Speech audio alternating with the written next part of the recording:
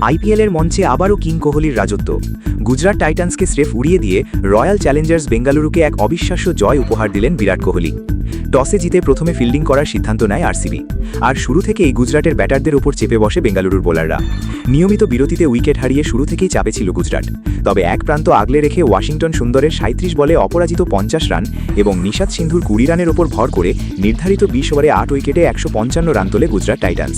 আরসিবির বোলারদের নিয়ন্ত্রিত বোলিংয়ের সামনে দাঁড়াতেই পারেনি গুজরাটের টপ অর্ডার। ১৫৬ রানের লক্ষ্যে ব্যাট করতে নেমে আরসিবিকে উড়ন্ত সূচনা এনে দেন দুই ওপেনার ভেঙ্কটেশ আইয়ার এবং বিরাট কোহলি। ওপেনিং জুটিতেই তারা স্কোরবোর্ডে যোগ করেন দ্রুত গতির ৬২ রান, কিন্তু এরপরই ম্যাচে কামব্যাক করে গুজরাট। রাশিদ খানের ঘূর্ণি জাদুতে মাত্র ১৩২ রানে ৫ উইকেট হারিয়ে হঠাৎ তীব্র চাপে পড়ে যায় আরসিবি, কিন্তু ক্রিজের অন্য প্রান্তে তখন দাঁড়িয়েছিলেন রান তাড়ার রাজা বিরাট কোহলি। চরম চাপের মুখেও মাথা ঠান্ডা রেখে খেললেন আইপিএল কেরিয়ারের অন্যতম সেরা এক ইনিংস। গুজরাটের বোলারদের মাঠের চারদিকে পিটিয়ে মাত্র ৪২ বলে ৯টি ৪ আর ৩টি ছক্কার সাহায্যে ৭৫ রানের এক মহাকাব্যিক অপরাজিত ইনিংস খেলেন সাবেকেই আরসিবি অধিনায়ক।